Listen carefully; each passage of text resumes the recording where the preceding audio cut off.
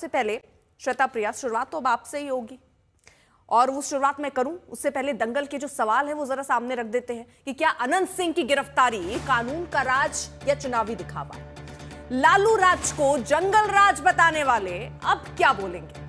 तीसरा बड़ा सवाल है, अनंत सिंह की गिरफ्तारी का बिहार चुनाव पर कितना असर पड़ेगा? तो श्वेता प्रिया, आपके साथ ही शुरुआत करते हुए पहला सवाल तो यही है, लालू राज को जंगल राज लगातार बताया जा रहा है, हर रैली में बताया जा रहा है, अब आप क्या कहेंगे? ऐसी क्या मजबूरी, कैसे उम्मीदवारों को आप टिकट देते हैं जो जेल चले जाए?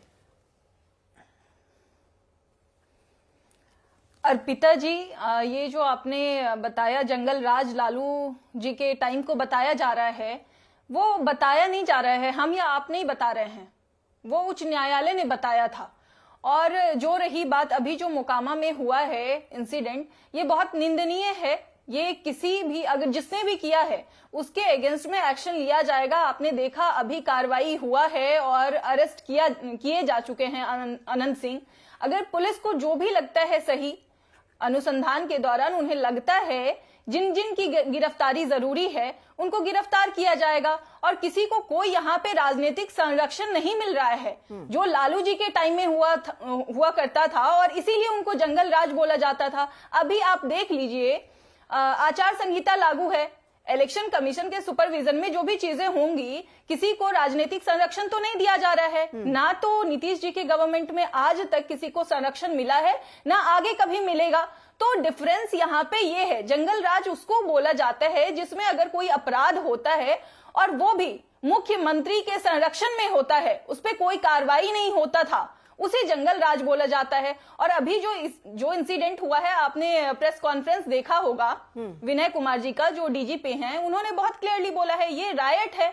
और एज पर सेक्शन धारा 149 आईपीसी का, जो कि अब 190 है बीएनएस का, भारतीय न्याय संहिता का, उसके तहत ये कॉमन ऑब्जेक्ट है। इस राइट में जितने भी लोग शामिल हैं उन सबको गिरफ्तार किया जाएगा।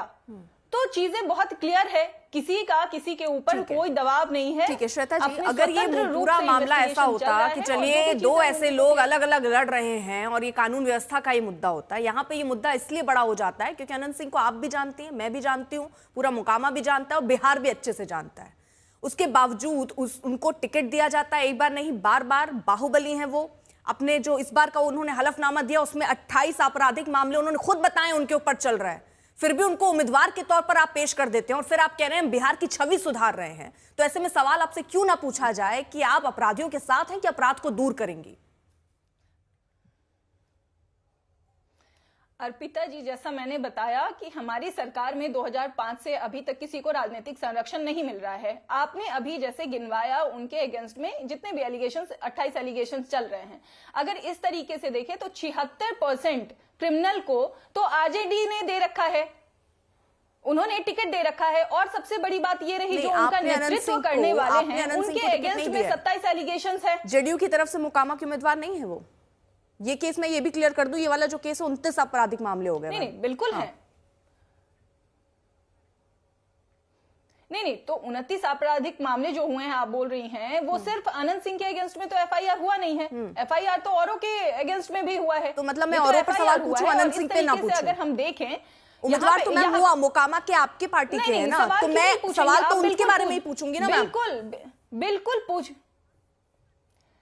नहीं, बिल्कुल अर्पिता जी, आप पूछिए सवाल और इसका जवाब यही है कि जिसने भी किया होगा, जिसने भी ये जघन्य अपराध किया है, उसको सजा जरूर मिलेगी, लेकिन वो एक प्रक्रिया होता है। आप देख लीजिए क्या उनको राजनीतिक संरक्षण मिल रहा है? मुझे एक बात देखिए ना श्वेता, ये बात तब अच्छी लगती है, सुनिए, ये बात तब अच्छी लगती है कि अनंत सिंह को मैं वही बात बार बार बोल रही हूँ कि पता नहीं होता कि वो कौन है। मैं कह रही हूँ आप भी जानती हैं, मैं भी जानती हूँ।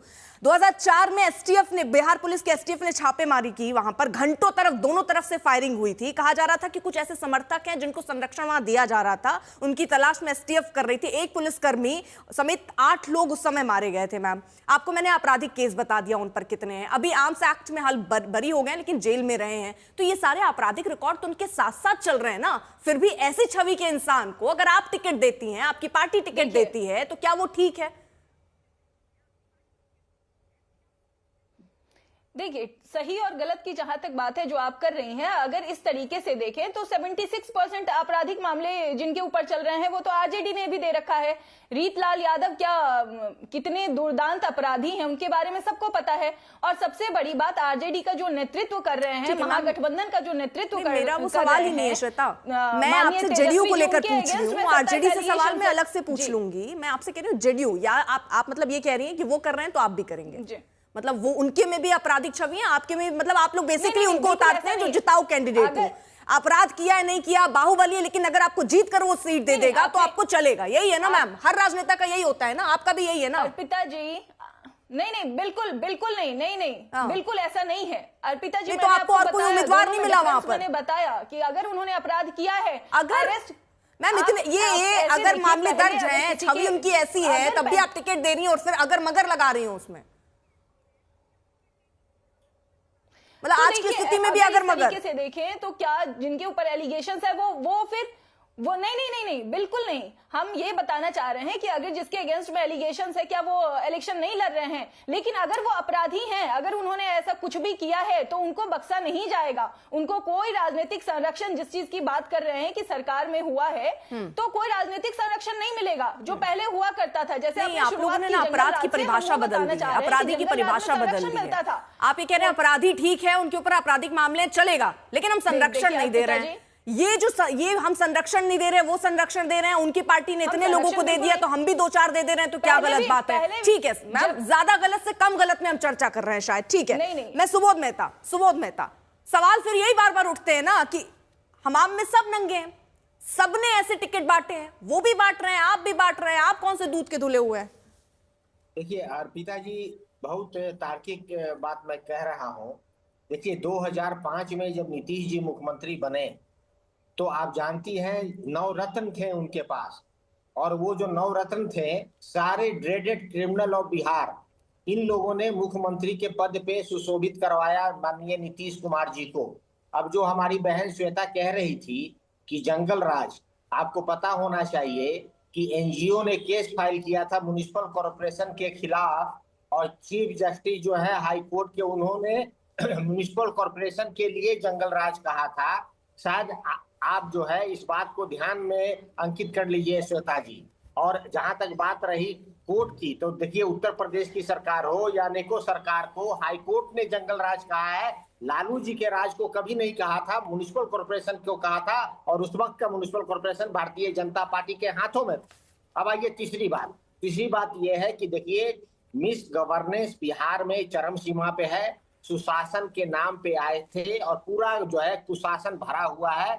20 साल का ट्रैक रिकॉर्ड क्राइम का अगर निकाल लेते हैं नीतीश कुमार जी के लिए, तो पुलिस के जो अभी बात ये कह रही थी, पिछले साल ही 50 ऐसे पुलिस के इंसिडेंट आए हैं, ये एनसीआरबी का डाटा है कि बिहार के पुलिस जो है आम जनमानस के हाथों और गुंडों के हाथों उनकी पिटाई हुई है। 50 ऐसे क्राइम है। महिला सशक्तिकरण की बात करते हैं माननीय नीतीश कुमार जी, 35,000 महिलाओं का बलात्कार हुआ, डॉरी के केस में 25,000 महिलाओं का जो है मर्डर हुआ, और 2 लाख जो है डॉरी केसेज है। ठीक है, सब अब आंकड़ों पे आ गए हैं आप सर, क्योंकि कुछ आंकड़े मैं भी सुनिए ना एक मिनट, मैंने आपको सुन लिया सर। अब जब आंकड़ों पर आ गए हैं तो लालू राज में फिरौती के लिए अपहरण जंगल राज का एक पर्याय बना था सर। 2001 में 385 और 2005 में 251 मामले थे, लेकिन 2020 में संख्या घटकर केवल 42 रह गई है।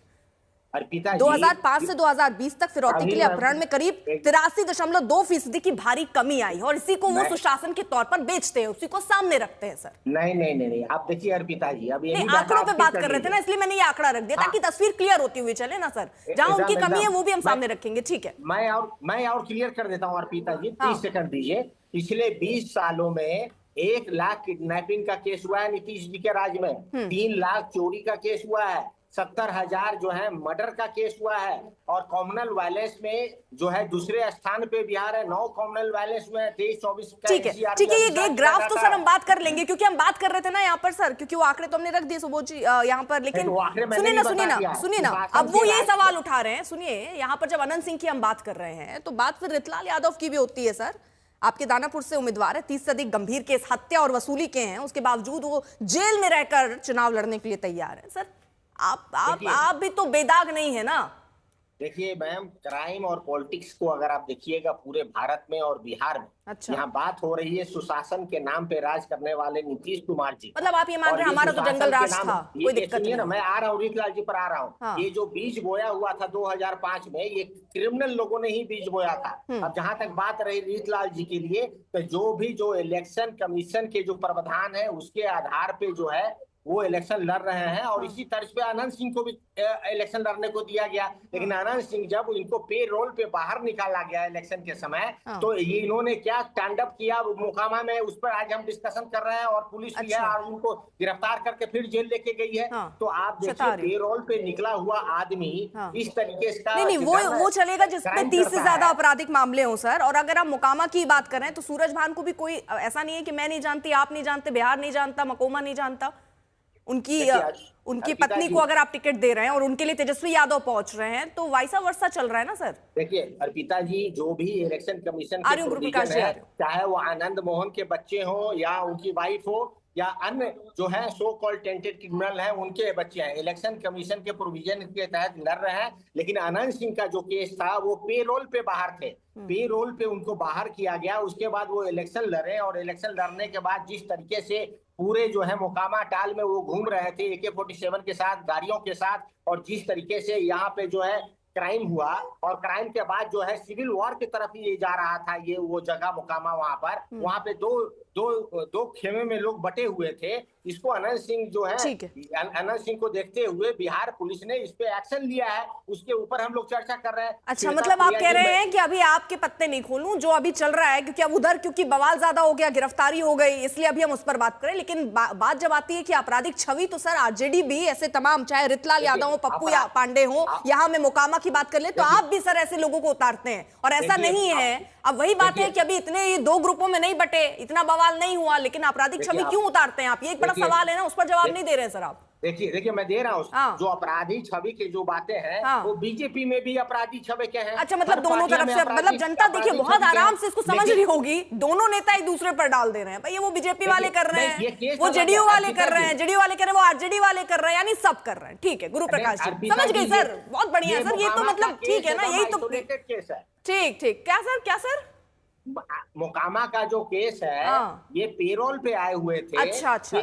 ये पेरोल पे आने के बाद जब ये कैंपेनिंग के तहत जिस तरीके से 40 गाड़ियां, वो खुद कह रहे हैं 40 गाड़ियां, मॉडल कोड ऑफ कंडक्ट में 40 गाड़ियां क्यों लेके चल रहे थे, और जितने लोग वहाँ पे आर्म्स के साथ जा रहे थे, ये कैसे हो रहा था आप ये बताइए। ठीक है, यही सुशासन, ठीक है गुरु प्रकाश जी, यही सुशासन।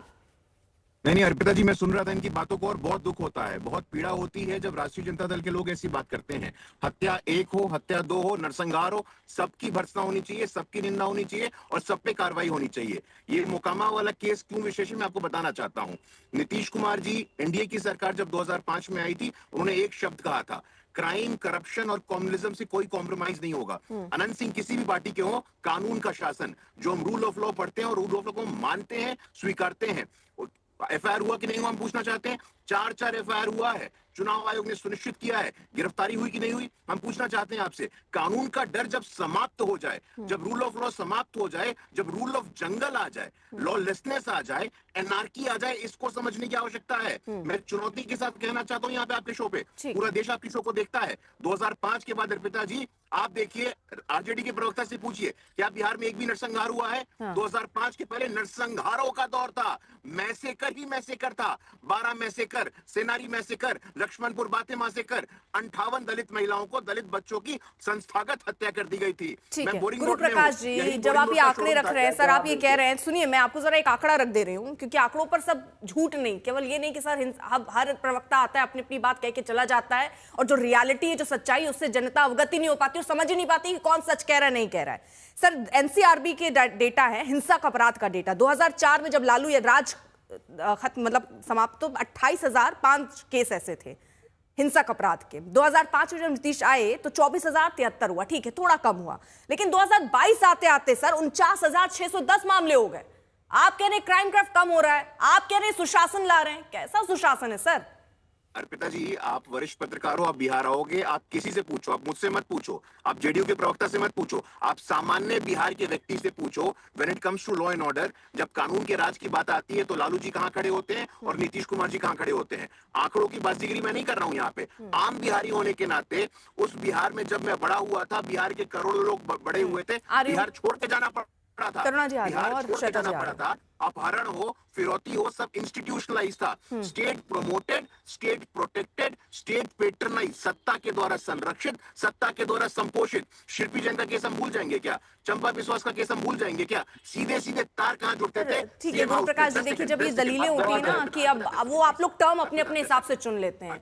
जब आंकड़ा आपके पक्ष में होता है तो वो आंकड़े सही भी लगते हैं, फिर आपको वो सारे किताबी आंकड़े लगने लगते हैं, फिर आप कह रहे हैं बिहार में जाके लोगों से पूछ लीजिए, यानी आंकड़ों पर ध्यान ही मत दीजिए। सर आंकड़े आप भी लेकर आते हैं ना, जंगल राज के आंकड़े लेकर आते थे ना कि देखिए वहां पर क्या स्थिति है। आज मैं आंकड़े रख रही हूं तो उसको स्वीकार नहीं कर रहे आप। चलिए, हम आपकी आवाज में थोड़ी प्रॉब्लम है, मैं उसको ठीक करवा के एक बार फिर से आऊंगी। गुरु प्रकाश जी, करुणा जी इसमें कुछ कहना चाह रहे हैं और आ रही हूं सर मैं जल्दी जल्दी, जिन मेहमानों के पास नहीं गई जल्दी चल जाऊं। करुणा जी।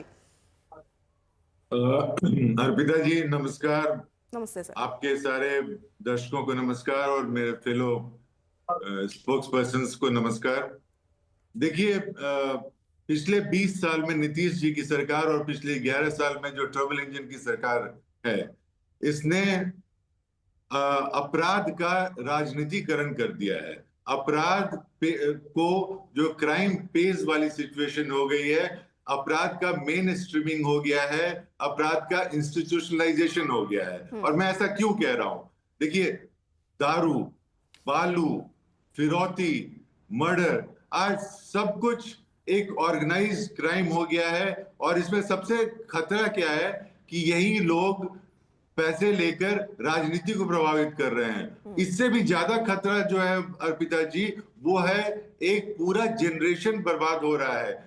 बहुत सारे जो हमारे युवा बेरोजगार हैं, उनको लगता है कि क्राइम बहुत आसान काम है, थोड़े से मेहनत से बहुत सा पैसा भी मिल जाता है और बहुत भौकाल भी मिल जाता है। तो ये जो पूरे ऑर्गेनाइज क्राइम को बिहार में अगर प्रश्रय मिला है पिछले 20 साल में, तो ये प्रोहिबिशन के बाद और जो बालू का माफिया है, और यही लोग हर चीज, आज मर्डर बिहार में करवाना है, आप 5,000 रुपए में किसी से मर्डर करवा सकती हैं। ये लोग बात कर रहे हैं।